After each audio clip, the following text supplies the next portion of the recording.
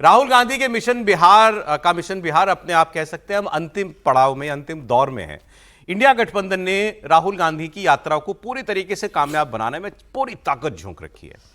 उनकी यात्रा दरभंगा से मुजफ्फरपुर की तरफ बढ़ रही है। उनके साथ प्रियंका गांधी कल से मौजूद हैं। अब तो एक मोटरसाइकिल पर दोनों भाई बहन वो नजर भी आए। राहुल गांधी जी की तस्वीर पहले भी आई थी बुलेट मोटरसाइकिल चलाते हुए। अब प्रियंका जी उनकी पिलियन राइडर हो गई, वो पीछे बैठी हुई हैं। अच्छा है कि दोनों ने हेलमेट लगाए हैं, ये अच्छा संदेश वो दे रहे हैं। इसके अलावा तमिलनाडु के मुख्यमंत्री एम के स्टालिन भी आज राहुल गांधी की वोटर अधिकार यात्रा में शामिल हुए और वो सीधे दरभंगा में राहुल गांधी की इस यात्रा में पहुंचे। स्टालिन के अलावा आज डीएमके की सांसद कनिमोझी भी राहुल गांधी की यात्रा में शिरकत करने के लिए पहुंची हैं। ये भी भाई बहन है ना सर?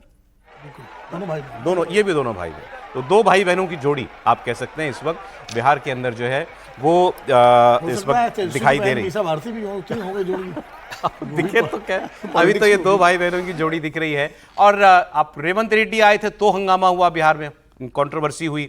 अब स्टालिन आए तो और बड़ी कंट्रोवर्सी हो गई। इसकी बात मैं आपको बताऊंगा, लेकिन पहले आपको प्रियंका गांधी का मैं कल का भाषण का एक हिस्सा दिखाना चाहता हूं जिसमें उन्होंने ठीक राहुल गांधी की तरीके से नारे लगवाए, वोट चोर गद्दी छोड़। ये आपकी पहचान है, आपकी नागरिकता का आधार है। अगर ये चोरी करने देंगे तो आपकी पहचान ही नहीं रहेगी। जितनी स्कीमें हैं, अगर कल को आपदा आ गई, बाढ़ आ गई, आपको बीमा नहीं मिल पाएगा। जितनी स्कीमें हैं आपको मिल नहीं पाएंगी, रोजगार आपको मिल नहीं पाएंगे, क्योंकि आपकी पहचान ही नहीं होगी, आपकी नागरिकता ही नहीं होगी। तो आप सावधान हो जाइए। आज मैं ये कह रही हूं आपसे, आप सावधान हो जाइए। अपने अधिकार की चोरी मत होने दीजिए।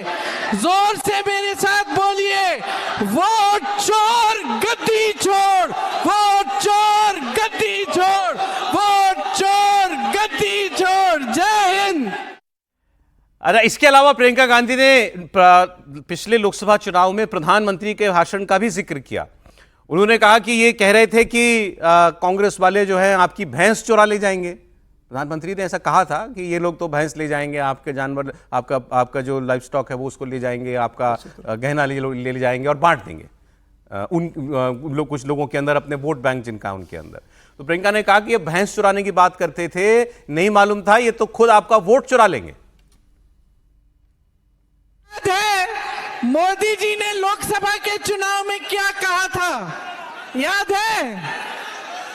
मोदी जी ने लोकसभा के चुनाव में कहा था कि देशवासियों सावधान हो जाओ, ये कांग्रेस वाले तुम्हारी भैंस चुरा देंगे।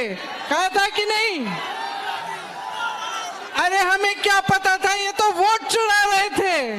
भैंस छोड़ो, ये तो आपकी वोट चुरा ले।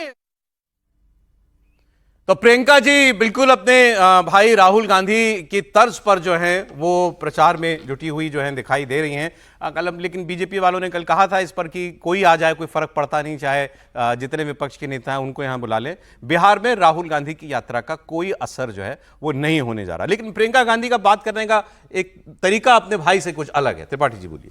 नहीं, बिल्कुल मुझे लगता है कि जब उस तरह से कहते हैं तो प्रियंका गांधी को शायद ज़्यादा प्रभावी तौर पर देखा जाता है। चुनावी वोट में कभी उसका प्रभाव पड़ा हो वो नहीं दिखा है। वो इसलिए नहीं दिखा है क्योंकि जब वो प्रभारी थी तो उन्हीं की अगुवाई में वो कॉन्स्टिट्यूंसी वो देखती थी और राहुल गांधी चुनाव हार गए थे। तो ये लोगों को ध्यान में रहे कि मतलब वोट के तौर पर प्रियंका कहीं असरकारक है तो नहीं है। 2 सीट जीता करती थी कांग्रेस, 1 सीट रह गई। तो अब यहां पर कितना ऐड करेंगी वो इससे ज्यादा है कि क्या सब एक साथ दिख रहे हैं। मुझे लगता है बस इतने पर ही रोक देना चाहिए कि सब एक साथ दिख रहे हैं, गाड़ी में घूम रहे हैं, थोड़ा अच्छा लग रहा है कि। लेकिन फिर हमको कर्नाटक याद आ जाता है। एक ही मंच पे सबने हाथ उठाया था, सोनिया जी भी गई थी वहां, तो उसका क्या परिणाम निकला? उसमें तो मायावती जी भी आ गई थी।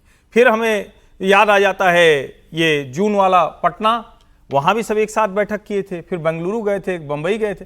तो इसका क्या जमीन पर असर पड़ेगा क्या, वो होता हुआ नहीं दिखता। और मैं फिर कह रहा हूं, अगर स्टालिन, रेवंत रेड्डी इस तरह से आकर वहां प्रचार कर रहे हैं तो उसका लाभ मिल रहा है या बिहारियों को उनका दर्द याद आएगा? चन्नी जी आ गए तो और बढ़िया हो जाए और शक्ति सिंह गोहिल आ जाए तो और बढ़िया हो जाए। तो फिर तो पूरा आनंद हो जाएगा ना। जिन्होंने बिहारियों को गाली दी है वो सब आके यहाँ नहीं, ये तो अब जेडीयू बीजेपी ने इसको बड़ा मुद्दा बनाया। अभी जैसे स्टालिन आपको दिखाई दे रहे हैं, अब इनके बेटे ने तो सनातन के खिलाफ बहुत कुछ कहा हुआ है, उदयनिधि ने। अन्नामलाई जो तमिलनाडु में बीजेपी के पूर्व प्रदेश अध्यक्ष हैं, उन्होंने एक वीडियो डाला है, कंपाइलेशन है बेसिकली वो, कि डीएमके के किस किस नेता ने समेत स्टालिन हिंदी भाषियों के लिए या उत्तर भारतीयों के लिए क्या क्या कहा है। कि इन्होंने बिहारी और नॉर्थ इंडियंस के लिए कहा था कि ये तो पान खा के कहीं भी थूक देते हैं, गंदगी फैलाते हैं। हिंदी भाषियों के लिए इन्होंने कहा था कि ये तो केवल मजदूरी करने के लिए आते हैं, पिछड़े हैं, बेवकूफ़ हैं, इस किस्म। उन्होंने बाकायदा एक कंपाइलेशन डाली है और उन्होंने कहा कि अच्छा होगा कि राहुल गांधी के साथ स्टालिन साहब जब मंच पर हों तो वो ये सारी बातें जो हैं वो उसको रिपीट कर दें। इसमें उन्होंने ये भी कहा था एक बार कि भाई हमारा सुंदर पिचाई देखिए, वो अंग्रेजी बोलते बोलते गूगल का सीईओ बन गया, गूगल का टॉप बॉस बन गया। हिंदी बोल करके इन लोगों को क्या मिला सिवाय मिस्त्री बन के? वो तो द्रविड़ राजनीति का मुद्दा पुराना है। स्टालिन के पिताजी भी इसी भाषा में बात करते थे और उनके जो अन्नादुराई साहब थे वो पूरा नॉर्थ के और जो हिंदी का वर्चस्व है उसकी लड़ाई लगातार डीएमके और एआईडीएमके दोनों जब एक पार्टी थे तब लड़ते रहे। तो उनकी पुरानी राजनीति कोई नई बात नहीं है। लेकिन अन्नामलाई जी इसमें एक बाइट डालना भूल गए। 2015 में भी किसी ने बिहार के डीएनए पे सवाल उठाया था।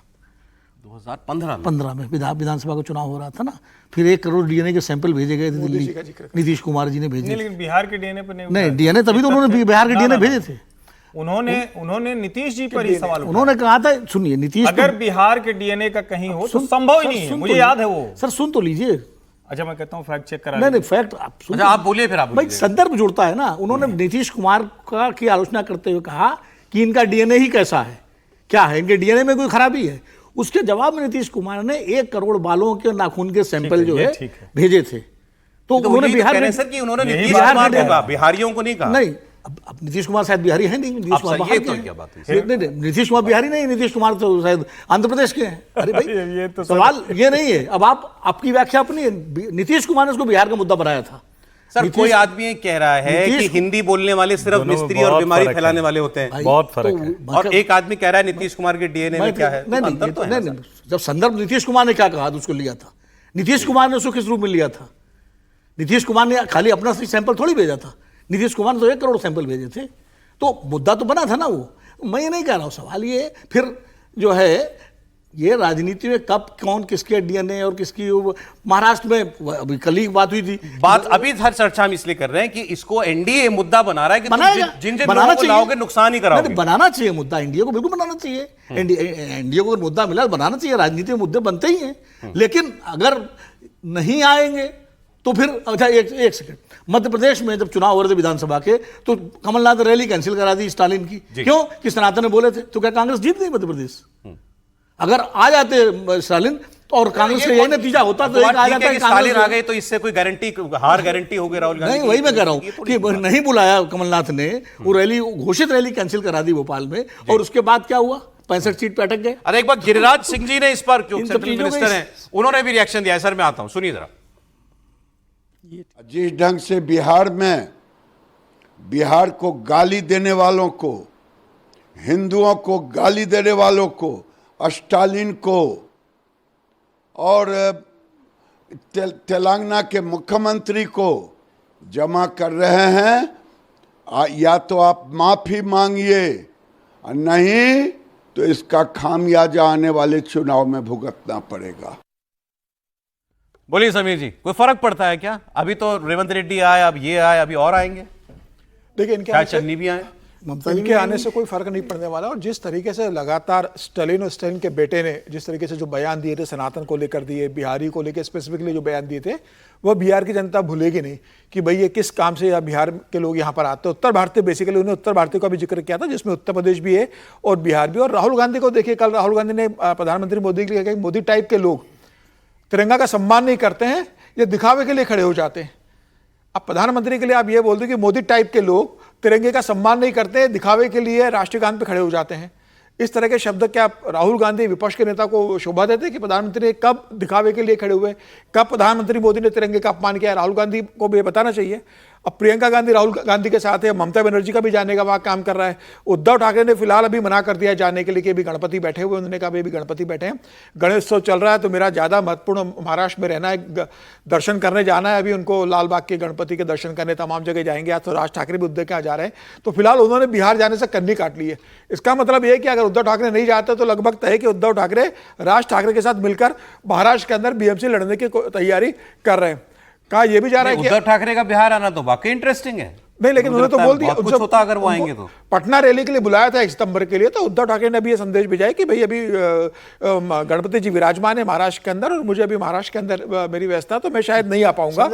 अब वो किसी प्रतिनिधि को भेजे वो बात अलग है। नहीं, संजय राउत तो परमानेंट प्रतिनिधि है उनके, वो तो पाई जाएंगे। सर एक ब्रेक का समय हो गया, लेकिन एक लाइन बोल दो, सिर्फ एक लाइन।